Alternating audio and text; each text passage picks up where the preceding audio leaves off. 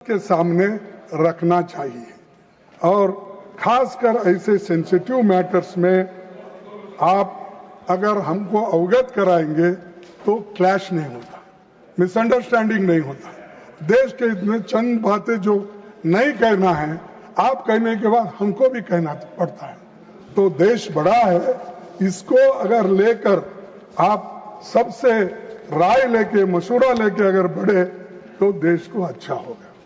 सब मैं और एक बात आपको कहना चाहूंगा साहब, सेंसिटिव मैटर्स की चर्चा के लिए हम स्पेशल सेशन की मांग कर रहे थे, तो उस वक्त आप सभी ने कहा कि हम इस बात को,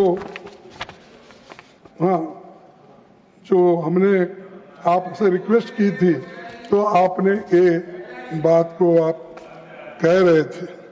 अरे तुम कौन होते मुझे बिठाने वाले? अरे मेरे को कोई नहीं बिठा सकता, सिर्फ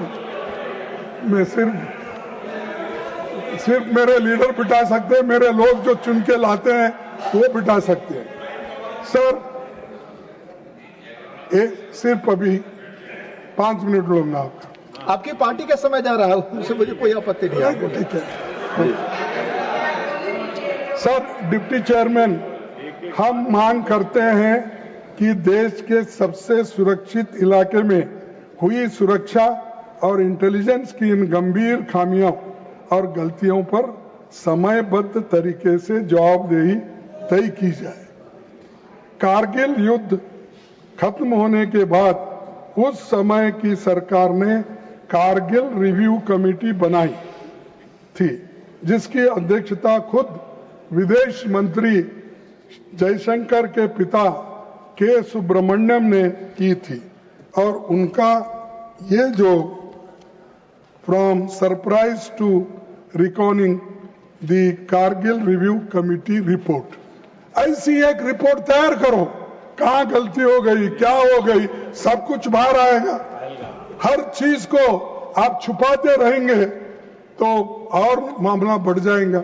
ये तो उन्हीं के पिताजी ने वाजपेयी के समय पर रिपोर्ट तैयार की थी, तो कम से कम वो कीजिए, उसको ढूंढ निकालिए क्या गलतियां हो गए। तो ये भी आप करने को तैयार नहीं है सर। दूसरा, मैं आपसे विनती करूंगा कि इस कमेटी ने 15 दिसंबर 1999 को रिपोर्ट दी और 23 फरवरी 2000 को इसे दोनों सदनों में रखा गया। हम डिमांड करते हैं कि इस मामले में भी ऐसी ही समीक्षा हो। हम डिमांड करते हैं, आप रखिए किसकी गलती हो गई, किसकी चीख हुई, ये देश के इंटरेस्ट में है। हमको ये नहीं चाहते कि आपको ह्यूमिलेट करना या आपका इंसल्ट करना, आपको कुछ कहना, नहीं, वो हम नहीं सीखे।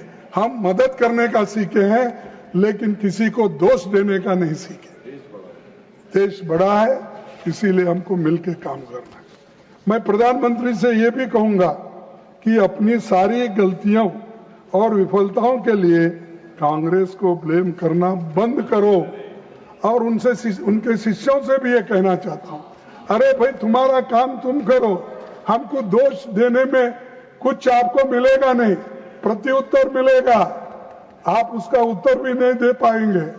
लेकिन ये लीडरशिप का मतलब होता है कि जिम्मेदारी लेना, ना किसी को दोष देना। आप लीडर्स हैं, आप जिम्मेदारी लो।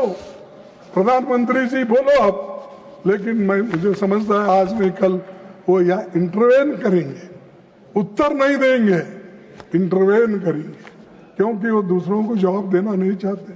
वो छोड़ दिए अपने दोस्तों को, मिनिस्टरों को, तुम जाओ कुछ भी कहो और जो आपको कहना है तो मैं आकर फिर बाद में कुछ। ये कोई प्राइम मिनिस्टर आज तक ऐसा नहीं है, कभी ना कभी डिबेट में पार्टिसिपेट करता ही है, लेकिन 11 साल में इन्होंने कोई डिबेट में पार्टिसिपेट नहीं, घर में आके बैठते नहीं सदन में, और अगर आए तो भी वो मैं उस हाउस में बोला था एक बार, वो जब आ रहे थे तो सुषमा स्वराज जी ने बोला कि आ गए, उनका दर्शन लो बोल के बोले।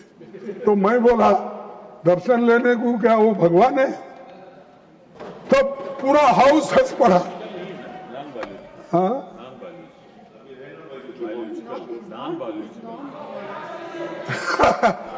तो ये उन्होंने ये हाउस में ऐसा हुआ, फिर भी वो इनको सबको मालूम है, अपने राजनाथ सिंह साहब को, सबको। तो मेरा कहना यही है कि एक व्यक्ति को बढ़ावा इतना भी मत दो, उसको भगवान मत बनाओ। वो डेमोक्रेटिक सिस्टम से आया हुआ आदमी को डेमोक्रेटिकली उसको जितनी इज्जत मिलनी है दो, लेकिन उसको भगवान बनाकर उसकी पूजा मत करो, उससे देश का नुकसान होता है। और बाबा साहब अम्बेडकर ने भी यही कहा, भक्ति इन रिलीजन इट में सॉल्व टू दिस सोल, और भक्ति इन पॉलिटिक्स वो डिक्टेटरशिप के तरफ जाता है। तो इसीलिए डिक्टेटर मत बनाओ साहब, आप प्रधानमंत्री बनाए, उसका काम करने के लिए आप मदद करो, लेकिन लोगों को गालियां देने के लिए मत छोड़ो। जैसा हमारे देहातों में बोलते हैं सब, माफ करना, क्योंकि मैं देहाती भी हूँ, सेमी अर्बन हूँ और सिटी का भी आदमी हूँ, मेट्रोपॉलिटन का। तो कभी लोग क्या करते हैं, उनको कुछ अपने गाय बछड़ों को चराने के लिए जगह नहीं है तो सरकारी गायरान में छोड़ देते हैं। सरकारी गायरान होती ना, आपके पास क्या कहते हैं मालूम, तो चारा खाने के लिए सरकारी गायरान में छोड़ देते हैं, सरकारी जमीन पे। कोई भी कोई भी वहां पर छोड़ सकता है। वैसा आप मत करो साहब, ऐसा मत छोड़ो उनको, कहीं भी चरने के लिए मत छोड़ो, पूरा देश खराब हो जाएगा। तो इसीलिए सर मैं आपसे ये विनती करूंगा, सर अप्रैल को मैंने खुद सबसे पहले बेंगलुरु में एक प्रेस कॉन्फ्रेंस की और कहा हम हर कदम पर सरकार के साथ है। ये हमने कहा, पहला आदमी मैं बेंगलुरु से प्रेस कॉन्फ्रेंस करके 1 घंटे में हमने कहा, क्योंकि हमको देश चाहिए। हम और आप मिलकर अगर बनाएंगे देश को बनता है, लेकिन एक दूसरे को कुचलने का काम करेंगे तो देश नहीं बनेगा और आपका भी नाम इतिहास से मिट जाएगा। भाइयों, सरकार जो कदम उठाएगी हमारा सरकार को पूरा समर्थन रहेगा, ये हमने कहा था। लेकिन सरकार को अपने गिरेबान में भी झांक कर देखना चाहिए कि हम आपके साथ जब चट्टान की तरह खड़े थे तो आप क्या कर रहे थे? आप ये कर रहे थे, भारत तैयार है, ये ऐसा फोटो मेरा डालकर आपने प्लीज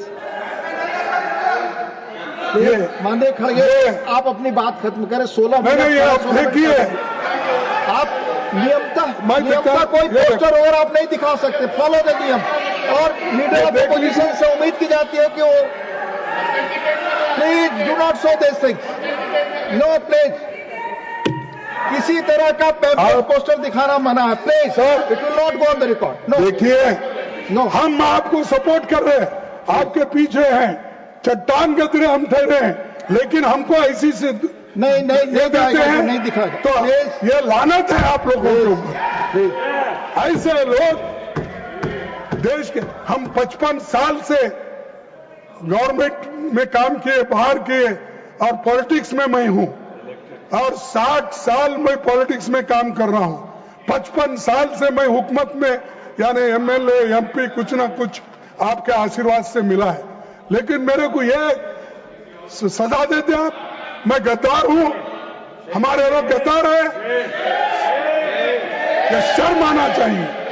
अगर ये बात रही तो मैं कहूंगा गद्दार आप लोग हैं, जो ब्रिटिश के साथ गद्दारी, देश के साथ गद्दारी की, ब्रिटिशों को सपोर्ट किया और गद्दारी से आजादी की लड़ाई में आपने कभी हिस्सा नहीं लिया। ऐसे लोग बैठकर आप मजाक कर रहे हो और हमकी धज्जियां उड़ाने की बात करते हो।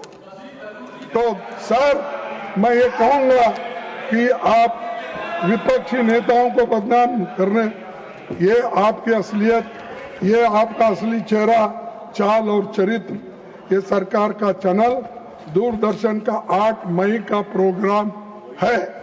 तो इसीलिए जब सरकार का प्रोग्राम ही ऐसा होता है, कितना विष आप में भरा है, कितना पॉइजन आपके इसमें भरा दिल। ये दूरदर्शन 8 मई को अगर आप हाँ में हाँ नहीं मिलाएंगे साहब, आपकी गति मेरे जैसे ही हो।